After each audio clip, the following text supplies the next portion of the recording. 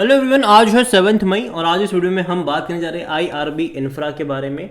देखिए, 65 रुपये का शेयर है। आज बाजार में भयंकर गिरावट थी, तो यहाँ पर भी तकरीबन 2.5 से 3% की गिरावट देखने को मिली ज़रूर है। और इतना ही नहीं, मार्केट क्लोज होते ही इसके नतीजे भी आ गए, क्वार्टरली रिजल्ट्स भी आ गए, लेकिन मार्केट क्लोज होने के बाद आए हैं। तो जो नंबर्स का जो असर होगा वो कल देखने को मिलेगा। और बात करते हैं उसके बारे में जो रिजल्ट्स आए हैं, और साथ ही साथ डिविडेंड भी अनाउंस हुआ है। तो देखिए, वीडियो को शुरू करो उससे पहले अगर आपने अभी तक चैनल को सब्सक्राइब नहीं किया है तो प्लीज़ अभी इसे सब्सक्राइब कर लीजिए, क्योंकि आगे भी बहुत सारे वीडियोस हैं जो आपको काफ़ी ज़्यादा हेल्प करेंगे। तो 65 रुपीज़ का शेयर है और एक महीने का ग्राफ देखो तो तेज़ी आई ज़रूर थी, लेकिन वापस गिरा था ये। और अगर आप चैनल को रेगुलर फॉलो करते हो तो अभी कुछ दिन पहले ही मैंने इसके ऊपर वीडियो बनाया था, जहाँ पर मैंने कहा था कि 70 रुपये का जो लेवल है वो एक रेजिस्टेंस के तौर पर काम कर रहा है। अगर जब तक वो सक्सेसफुली उसको ब्रीच नहीं करते हैं तब तक यहाँ पर हाथ नहीं डालना चाहिए। हालांकि 2 दिनों से यहाँ पर गिरावट है, कल भी बाजार में भयंकर गिरावट थी, आज भी बाजार में गिरावट है। ये हफ्ते की शुरुआत कुछ खास अच्छी नहीं हुई है बाजार के लिए, और यही वजह है कि ये गिरता हुआ नज़र आ रहा है। गिरावट डेफिनेटली यहाँ पर बड़ी देखने को मिली है। और जहाँ तक बात करें रिजल्ट्स को लेकर, तो देखिए नतीजे इसके आ चुके हैं।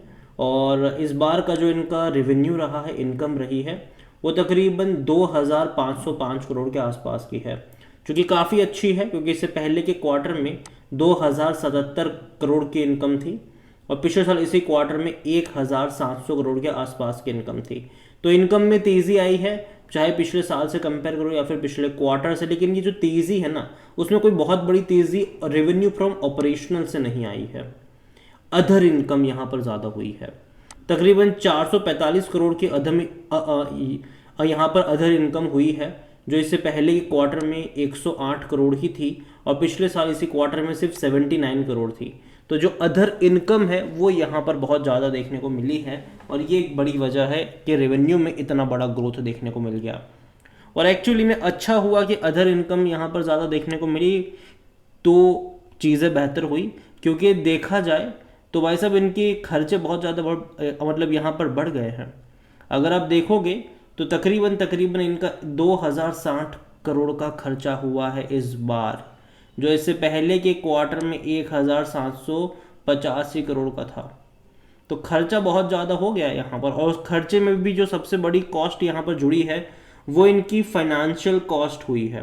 तकरीबन 615 करोड़ की फाइनेंशियल कॉस्ट है, जो इससे पहले के क्वार्टर में 432 करोड़ के आसपास की थी और पिछले साल इसी क्वार्टर में 375 करोड़। मतलब फाइनेंशियल कॉस्ट यहाँ पर इनकी बढ़ रही है। और ये तब होता है जब लोन ज़्यादा होता है आपके ऊपर, ठीक है, आपने कर्जा ज़्यादा लिया होता है। यहाँ पर अगर आप देखो तो रेवेन्यू में एक बहुत अच्छी तेज़ी आई पिछले क्वार्टर से कंपेयर करोगे तो, लेकिन प्रॉफिट में वो तेज़ी नहीं आ पाई। जहाँ इस बार का रेवेन्यू 2500 करोड़ का रहा, जो इससे पहले के क्वार्टर में 2077 करोड़ का था। तो काफ़ी अच्छा ग्रोथ यहाँ पर कह सकते हैं कि देखने को मिला। ऑलमोस्ट 20% यहाँ पर रेवेन्यू इनका बढ़ गया, उससे ज़्यादा ही बढ़ गया। लेकिन प्रॉफिट अगर आप देखो तो प्रॉफिट नहीं बढ़ पाया, प्रॉफिट 1% भी नहीं बढ़ा है इनका। 187 करोड़ का बढ़ के 188 करोड़ के आसपास रहा। तो कोई उतना बड़ा ग्रोथ यहाँ पर नहीं है जितना ग्रोथ इनके रेवेन्यू में देखने को मिला। रेवेन्यू में जहाँ 20 से 22% का ग्रोथ आया, वहाँ प्रॉफिट में 2% का भी ग्रोथ देखने को नहीं मिला है यहाँ पर। तो एक नेगेटिव चीज़ है, और उसकी वजह इनके खर्चे जो बढ़े हैं वो यहाँ पर सबसे बड़ी वजह है, क्योंकि फाइनेंस कॉस्ट यहाँ पर ज़्यादा बढ़ती नज़र भी आई इनके ऊपर, और बाकी के खर्चे भी यहाँ पर बढ़े हैं, और ये भी एक वजह यहाँ पर ज़रूर है। अगर हम बात करें इस कंपनी के वॉल्यूम को लेकर, तो आज काफ़ी बड़ी क्वांटिटी में ट्रेडिंग भी हुई। तकरीबन 2.5 करोड़ के आसपास के शेयर्स यहाँ पर ट्रेड होते नज़र आए। एक टाइम पे 73 रुपीज़ तक भी गया था ये, और हालांकि वो इंट्राडे हाई बनाया था उस दिन। और जहाँ तक बात करें लो की, तो तकरीबन 4.5 रुपये तक का लेवल भी बनाया था लो में। मार्केट कैप इसका 40,000 करोड़ के आसपास का है। देखिए, जब हम कंपेयर करते हैं इंफ्रा की कंपनियों को, जनरली इसका मार्केट कैप भी देखा जाता है और साथ में इनकी ऑर्डर बुक भी देखी जाती है। जहां कुछ कंपनी ऐसी है जिसकी ऑर्डर बुक उनके मार्केट कैप से भी ज़्यादा है, वहाँ आईआरबी इंफ्रा की अगर हम बात करें तो ऑर्डर बुक इनकी मार्केट कैप जितनी ही है ऑलमोस्ट, या फिर उससे थोड़ी सी कम है, लेकिन ज़्यादा नहीं है, डबल नहीं है। तो ये एक नेगेटिव चीज़ है यहाँ पर। और दूसरी तरफ अगर हम बात करने जाए इस कंपनी को लेकर, तो हालांकि जो तेज़ी आई थी बीच में, उसकी वजह ये थी कि वैसे वेंचुरा सिक्योरिटीज़ ने 134 रुपये का टारगेट दिया था, जो कि वाकई में हजम होने वाला टारगेट नहीं है, लेकिन इन्होंने दिया था। क्यों, वो कोई नहीं जानता। इनको लगा कि भाई साहब अच्छा है, दे दिया इन्होंने टारगेट इतना बड़ा। जनरली कोई भी ब्रोकरेज हाउस जो होता है वो डबल टारगेट नहीं देता, 100% ग्रोथ वाला टारगेट जनरली कोई ब्रोकर नहीं देता। वो 20%, 30%, इवन 40% का अपसाइड देखता होता है, लेकिन डबल तो कोई नहीं देखता। लेकिन यहाँ पर ये थोड़ा सा हैरानी वाली बात थी। जबकि उससे विपरीत अगर आप मोतीलाल ओसवाल की बात करो तो उनका न्यूट्रल रेटिंग थी और 60 रुपये का टारगेट था। दो ब्रोकरेज हाउसेस, एक का 60 का टारगेट, एक का 134 का टारगेट। समझ रहे हो आप कितना अंतर आ जाता है यहाँ पर। और दूसरी तरफ अगर बात करें according to Moneycontrol user, 100% लोग कह रहे हैं यहाँ पर खरीदारी करो। देखो मैं मानता हूँ कि इंफ्रा के प्रोजेक्ट आने वाले टाइम में गवर्नमेंट की तरफ से और ज़्यादा बिडिंग वगैरह आपको देखने को मिलेगी, एग्जीक्यूट होते नजर आएंगे, चाहे वो रोड्स वगैरह के प्रोजेक्ट भी क्यों ना हो, और वो ज़्यादा ही होते हैं।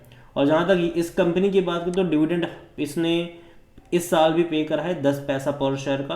हालांकि ये दूसरा डिविडेंड है, ठीक है, साल में 2 बार पे करते हैं ये लोग। तो ऑलरेडी 10 पैसा पर शेयर का फरवरी में पे करा था, इस बार दोबारा डिविडेंड अनाउंस हुआ है, वो हुआ है 10 पैसा पर शेयर का ही डिविडेंड अनाउंस हुआ है। और उसकी जो आखिरी डेट है वो 15 मई को है। मतलब जिस किसी के पास 15 मई से पहले शेयर्स होंगे आईआरबी इंफ्रा के, वो एलिजिबल होगा 10 पैसा पर शेयर के डिविडेंड के लिए। और जहाँ तक बात करिए वैल्यूएशन की, तो भाई सब महंगा है ये, तकरीबन 77 का इसका पी है, सेक्टर पी 58 का है। थोड़ा सा करेक्शन यहाँ पर एक्सपेक्टेड है। जो रिजल्ट्स आए हैं वो मैं उतने अच्छे नहीं कहूँगा, मैं इसको एवरेज ही कहूँगा।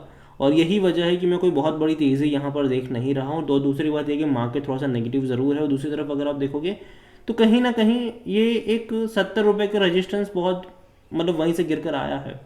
67% एनालिस्ट कहते हैं खरीदारी करो। फाइनेंशियल डेफिनेटली इनके अच्छे रहे हैं पिछले कुछ क्वार्टरों में, इस बार अच्छा है कि ये और बढ़ता नजर आया, ये एक अच्छी बात है। और जहाँ तक शेयर होल्डिंग के बारे में देखें तो जो प्रमोटर है उनके पास 34.39% की होल्डिंग है, लेकिन आधी होल्डिंग गिरवी भी है। ऑलमोस्ट 16.80% का स्टेक जो प्रमोटर का है वो यहाँ पर गिरवी है। इंस्टीट्यूशन में सबसे ज़्यादा किसी ने हैरान करा है तो वो एफ आई एल्स है, 47.22% की होल्डिंग है उनके पास। और उनमें से एफ आई एल्स भाई साहब बड़ी क्वांटिटी है। जबकि म्यूचुअल फंड और डोमेस्टिक के पास है होल्डिंग, लेकिन थोड़ी सी कम है। म्यूचुअल फंड 3.92% से बेचकर 3.72 पर आए। डोमेस्टिक वाले 3.95% से थोड़ा सा खरीद कर 4.07% पर आए। रिटेल और अदर की कुल मिलाकर होल्डिंग यहाँ पर 10.60% के आसपास की है, जिनमें से रिटेल इन्वेस्टर 7.53% पर है, और जो अदर पार्टीज है वो 3.06% का स्टेक यहाँ पर लेकर बैठे हुए हैं। ओवरऑल अगर मैं बात करूँ आईआरबी इंफ्रा की, तो इससे पहले भी अगर आप देखो तो ये जब भी इस रेंज में गया था, 70 की रेंज में गया था, एक गिरावट हमें देखने को मिली थी। इस बार भी कुछ ऐसा ही हुआ, कोशिश करी, अटेम्प्ट करा, लेकिन वहां से गिरता हुआ नजर आया। एक इनिशियल सपोर्ट यहाँ पर 60 रुपये के आसपास देखने को मिल ज़रूर रहा है। अगर यहाँ पर रुक जाता है तो अच्छी बात है, नहीं रुकता है तो नेक्स्ट लेवल 50 रुपये का है। जनरली मैं यही कहूँगा इस कंपनी को लेकर कि देखो आने वाले टाइम में डेफिनेटली गवर्नमेंट और बड़े प्रोजेक्ट रिलीज करती नजर आएगी, लेकिन अभी जो इलेक्शन का टाइम है उसके चलते कोई बहुत बड़ी अपडेट या कोई बहुत बड़ी अनाउंसमेंट मतलब सरकार की तरफ से भी कोई प्रोजेक्ट जो है वो अनाउंस नहीं होंगे, और जिसके चलते मैं थोड़ा बहुत करेक्शन यहाँ पर एक्सपेक्ट कर भी रहा हूँ। और ऐसा नहीं कि 2 दिन से जब गिरावट है तब मैंने बोला है। अगर आप चैनल को रेगुलर फॉलो करते हो तो अभी 4-5 दिन पहले ही मैंने इसके ऊपर वीडियो बनाया था, जहाँ मैंने कहा था कि जो 70 रुपये का लेवल है वो एक रजिस्टेंस के तौर पर काम कर सकता है, तो वहाँ पर तो एंट्री करने की गलती मत करना। और मैं अभी भी अपने उसी स्टेटमेंट पर कायम हूँ। मुझे लगता है कि यहाँ पर जो खरीदारी के मौके हैं वो 50 से 60 रुपये का जो रेंज है वहाँ पर बन सकते हैं, और वहाँ पर आपकी नज़र होनी चाहिए। अगेन ये मेरा पर्सनल ओपिनियन है, कोई इन्वेस्टमेंट एडवाइस नहीं। वीडियो को यहीं पे एंड करता हूँ। पसंद आया हो तो लाइक करो, शेयर करें। चैनल अगर आप पहली बार है तो प्लीज़ सब्सक्राइब करें। और आईआरबी इंफ्रा के बारे में आप क्या सोचते हैं वो भी आप मुझे कमेंट में लिख के बता सकते हैं। Thank you.